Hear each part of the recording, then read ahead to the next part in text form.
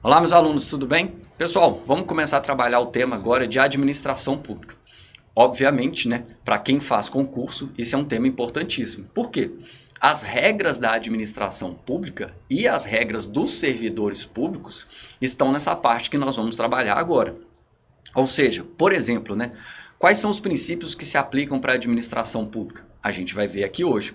Como é que eu entro e me torno um servidor público, né? Afinal de contas, está todo mundo aqui estudando para concurso público, mas assim, tá, por que eu estudo para concurso público? Por que eu não posso bater lá na porta do órgão que eu quero ser servidor e falar assim, me deixe entrar, né? Tá aqui meu currículo e eu sou bom para vocês. Então tudo isso a gente vai entender agora, estudando essa parte da Constituição que trata das disposições gerais sobre a administração pública. Beleza? Então vamos lá, pessoal. Tá aqui nosso slide de administração pública, né? Segurança concursos, né? Ajudando você a alcançar os seus sonhos. E a gente começa com o 37. Pessoal, o 37 é um dos artigos que mais cai em prova. E vamos entender o porquê. Ele fala assim, ó, a administração pública, direta e indireta, de qualquer um dos poderes dos estados, da União, dos estados, do Distrito Federal, dos municípios, obedece a alguns princípios que ele enumera aqui. E aí ele começa a falar sobre legalidade, impessoalidade, moralidade, publicidade e eficiência. São aqueles princípios que a gente conhece pelo LIMP, né?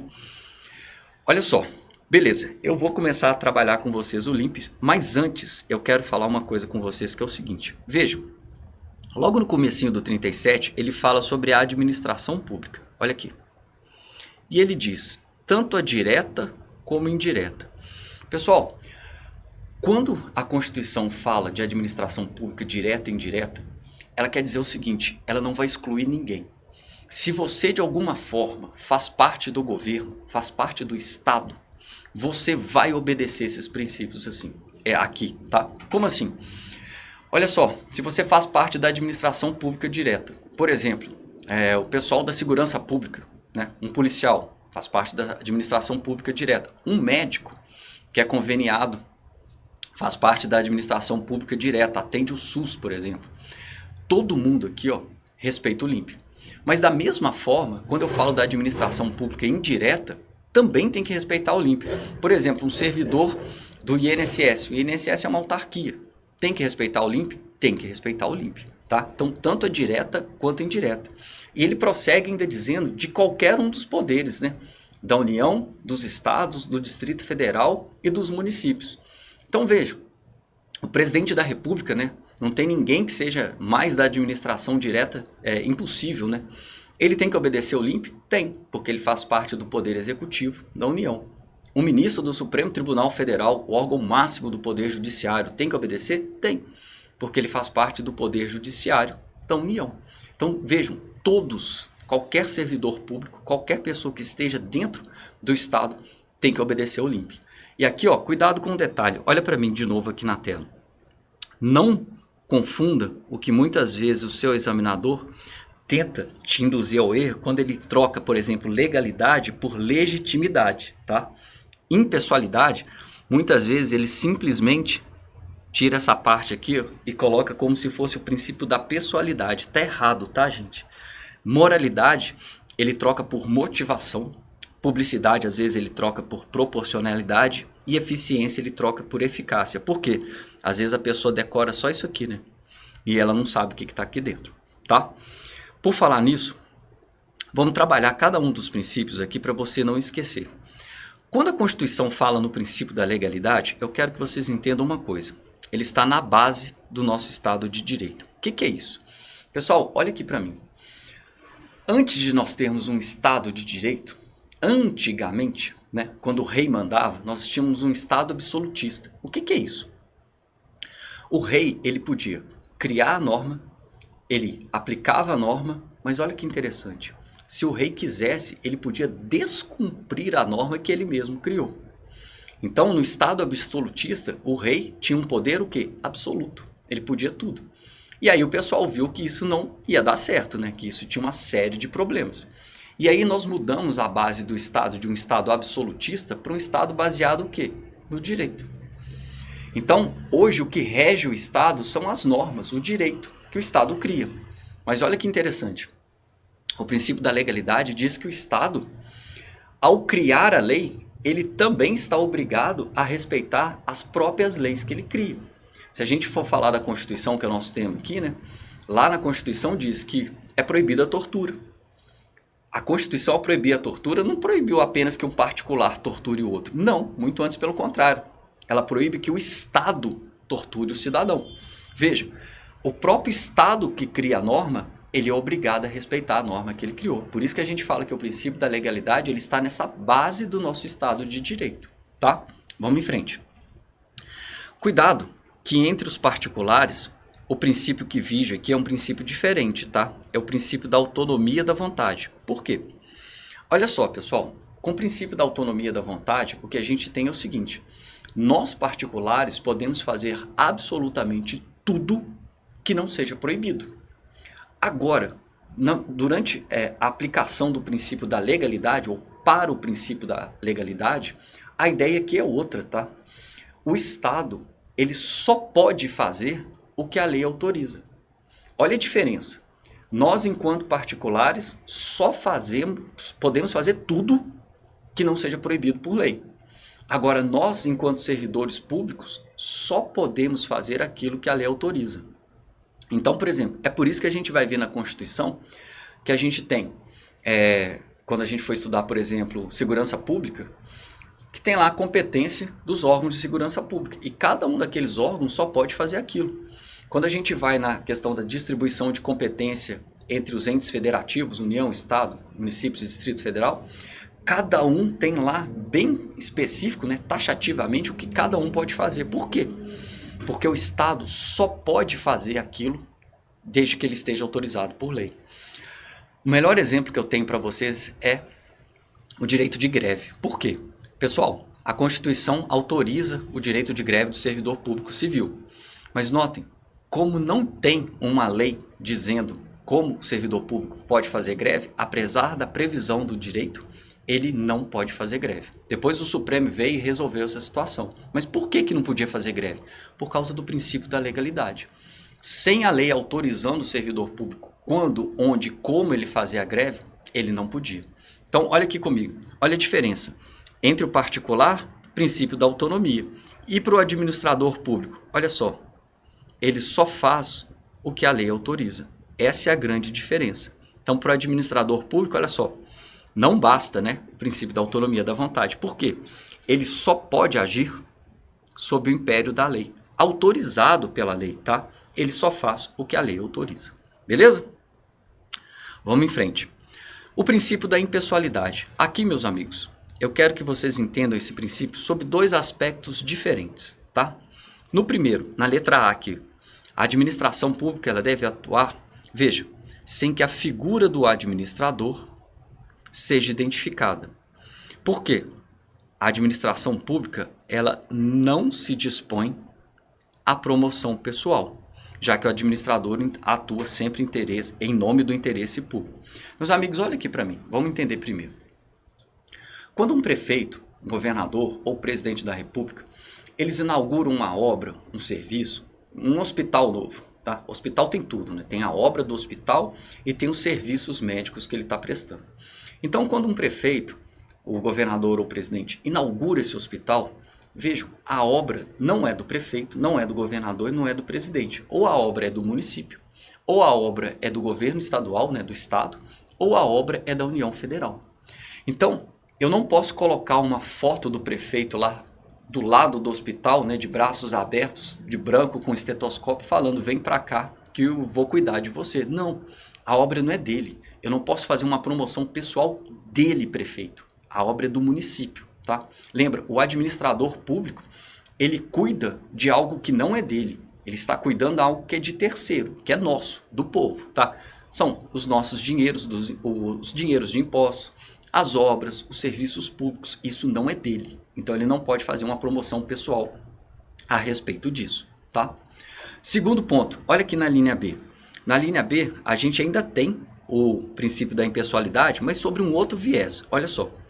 Aqui eu digo para vocês que os atos públicos, atos administrativos, perdão, eles não podem, vejam, nem privilegiar e nem prejudicar pessoas específicas. Por quê?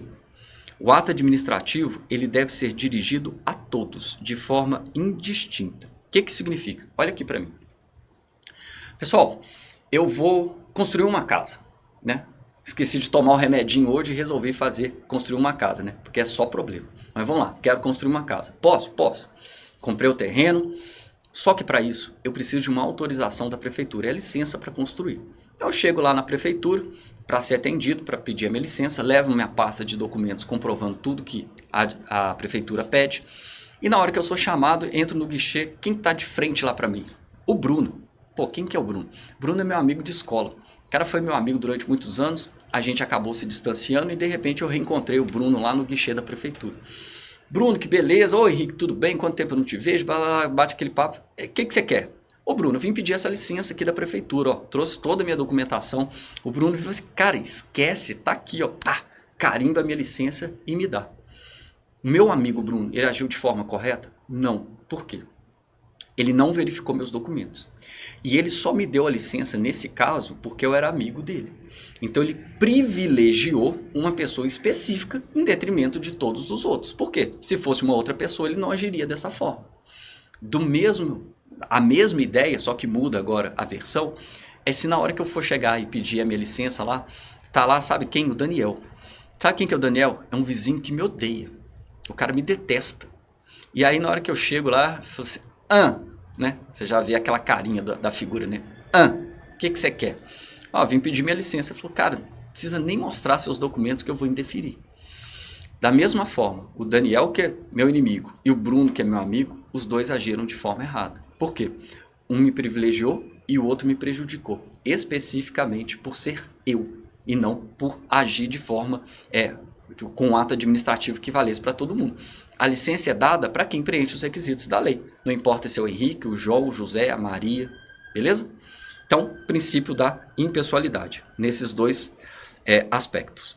Pessoal, moralidade, vamos lá.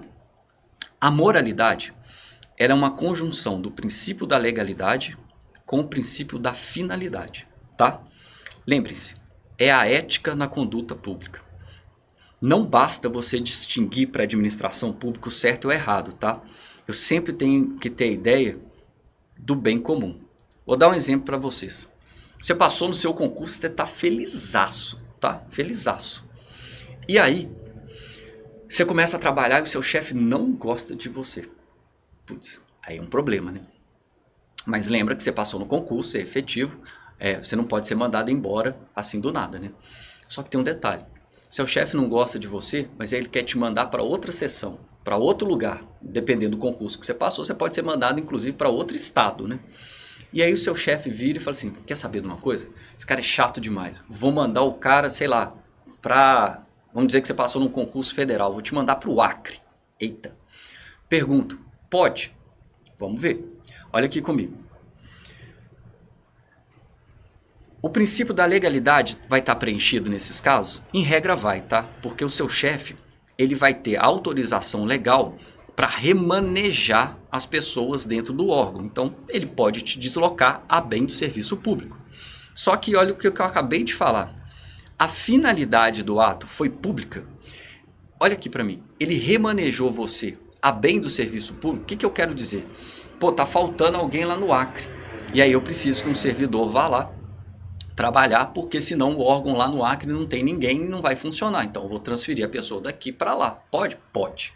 Porque aí a finalidade do ato é pública. Agora, quando ele te manda para o Acre porque ele quer se livrar de você, a finalidade do ato é pública ou é privada?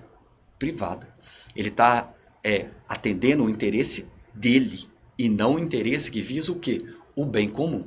Então, nesse caso, o ato, apesar de ser legal, o ato é legal porque tem autorização na lei, o ato não é moral, porque ele não está baseado no bem público. A grande dificuldade nessas situações, pessoal, e aí falando agora na prática, né, é você conseguir comprovar essa segunda parte, né, que você está sendo transferido só porque seu chefe não quer você lá, e não para atender o interesse público. Beleza? Mas essa é a ideia da moralidade na administração pública, certo? Vamos em frente, pessoal. O que mais? Publicidade. Olha só. A publicidade, ela traz essa ideia aqui, ó, que o gerenciamento público ele deve ser feito de forma clara, de forma transparente, porque a publicidade permite que a população possa controlar e fiscalizar a administração pública. Vejam, é imprescindível para um controle social e não pode ser confundida com propaganda pessoal. Olha aqui, vamos entender uma coisa. Assim que você passar no concurso, você vai receber seu primeiro contra-cheque e vai ficar muito feliz, certo? Só que tem um detalhe, eu sou curioso. Aí eu vou entrar num site chamado Site da Transparência. Vou achar seu nome e vou achar o seu salário. Veja bem, eu vou achar o quanto que você ganha. Não tem nada mais particular do que a escova de dente e o salário da gente, tá? Agora, por que que eu, um terceiro, bisbilhoteiro, posso saber quanto que você ganha? Pessoal, eu posso saber o quanto que o servidor público ganha por um simples motivo.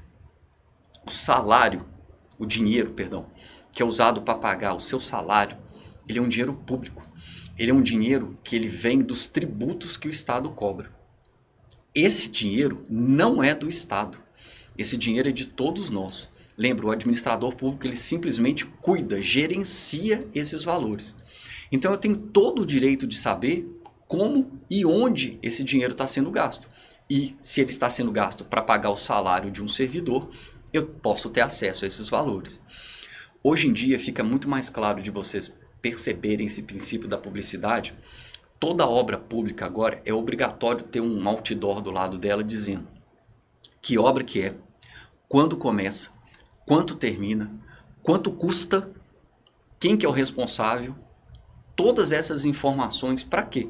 Para que a gente como população, como cidadão, possamos controlar o valor da obra, o dia de começo, o dia de término dessa obra e quem que é o responsável. Por quê? Que se der algum problema eu vou falar, filho, você falou que ia terminar semana passada, a obra nem começou ainda. Então, cadê o dinheiro? Por que que a obra não está aí? A ideia é essa, tá? A publicidade nos permite fiscalizar. E de novo, não confunda a publicidade com propaganda pessoal. Propaganda pessoal é o cara que terminou de construir o viaduto, terminou de construir uma UPA, terminou de construir alguma creche e vai lá e botar um outdoor falando que foi ele que fez, que ele que construiu. Isso é propaganda. Isso não pode. Beleza? O último que a gente tem que ver aqui. Princípio da eficiência. Pessoal, aqui ó, vejam.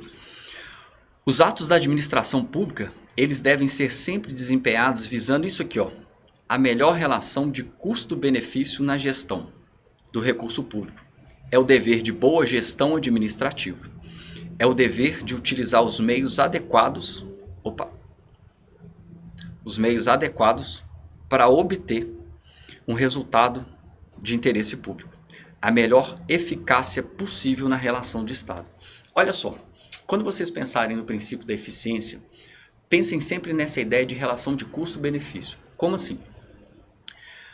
O Estado ele tem recursos limitados, ele tem dinheiro limitado. E ele tem que atender um monte de coisa. Por isso que falta de recurso aqui para atender todas as necessidades que o Estado tem, né? Então o Estado, quando for utilizar esse dinheiro, ele tem que ser o quê? Muito bem utilizado. Então ele tem que usar a melhor relação de custo-benefício. Gastar o mínimo possível para obter o máximo de benefício possível. Eu gosto de dar esse exemplo que para mim ele é esclarecedor. O Estado, lembra que eu falei que o Estado construiu um hospital? Tá. Um dos serviços desse hospital lá é a ressonância magnética, beleza? Então, o Estado ele tem que comprar a máquina de ressonância magnética para prestar o serviço, certo? Tem duas máquinas no mercado. Uma custa R$1 milhão. Só que o custo de manutenção dela por mês é em torno de R$100 mil e a vida útil dessa máquina são de 3 anos. Por outro lado, o Estado pode comprar uma outra máquina que custa R$5 milhões. O custo de manutenção dela, entretanto, é de R$1.000. E o tempo de vida útil dessa máquina são 30 anos. Qual que o Estado deve comprar? A máquina de 1 milhão ou a máquina de 5 milhões? Sem sombra de dúvidas nenhuma, a máquina de 5. Por quê? Eu não tenho que comprar a mais barata. Eu tenho que comprar a melhor relação de custo-benefício. Uma dura 10 vezes mais do que a outra. Uma custa 1/10 de manutenção do que a outra. Então, apesar dessa aqui custar R$1 milhão e ser mais barata no começo, ao longo da vida útil dela, ela vai se desgastar e vai me obrigar a gastar mais de novo comprando outra máquina do que a outra. A outra pode até custar mais caro no começo, mas ao longo do tempo eu vou utilizando ela de uma forma muito mais eficiente, numa melhor relação de custo-benefício. Beleza? Certo. Agora, pessoal, eu quero falar com vocês o seguinte, olha aqui comigo. Esses princípios aqui, ó, que eu trago para vocês, que são princípios implícitos, vejam, não é que eles não existam na Constituição, eles existem, tá? Só que, de novo, eles estão o quê? Implícitos.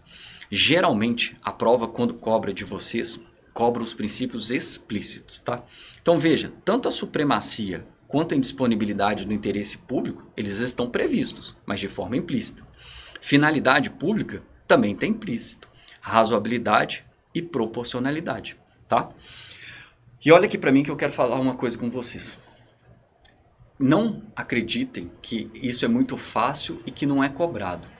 Eu posso garantir para vocês que o LIMP, né, os princípios, eles caem do concurso mais fácil que você vai ter para o cargo mais tranquilo, até concurso de juiz federal.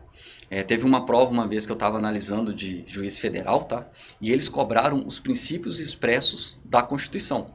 Óbvio que a pergunta era só um pouquinho mais rebuscada, mas o que o examinador queria saber do candidato na primeira fase para juiz federal é se o cara sabia quais eram os princípios previstos no artigo 37. Tá?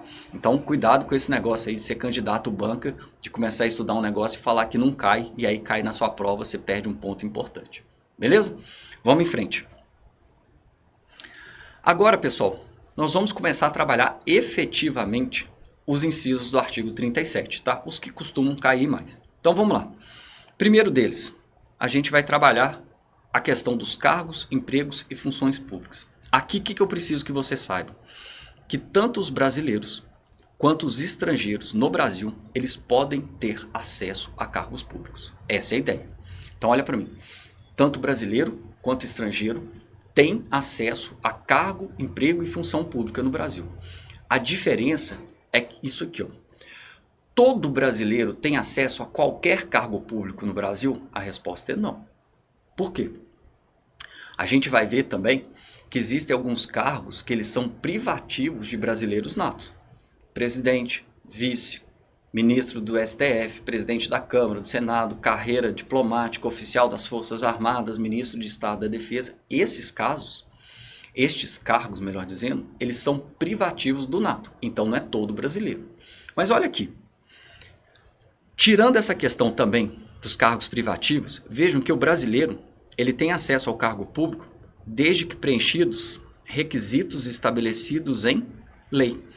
Então olha só, pessoal, vou te dar 2 exemplos. O cara é doido para ser juiz, promotor, delegado, só que tem um detalhe. Todas essas carreiras falam que a pessoa tem que ser bacharel em direito. E o cara não é formado em direito. Ele pode exercer esse cargo ainda que ele seja brasileiro nato? Não, porque existe um requisito legal que proíbe. Aqueles concursos que têm limite de idade.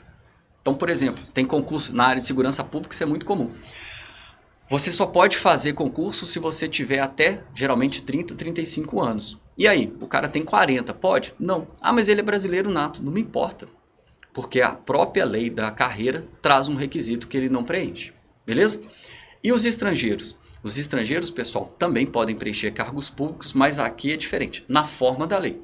Eu vou ter os requisitos previstos em lei. E aí, esse estrangeiro eventualmente vai poder preencher. O melhor exemplo que eu tenho é um professor da Universidade Federal, tá?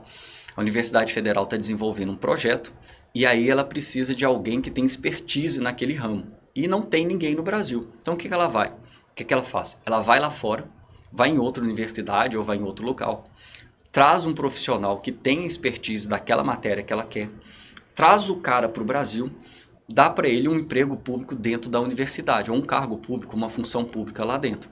Ele é um estrangeiro dentro da administração pública brasileira, exercendo um cargo, um emprego, uma função pública. Pode? Não tem problema nenhum.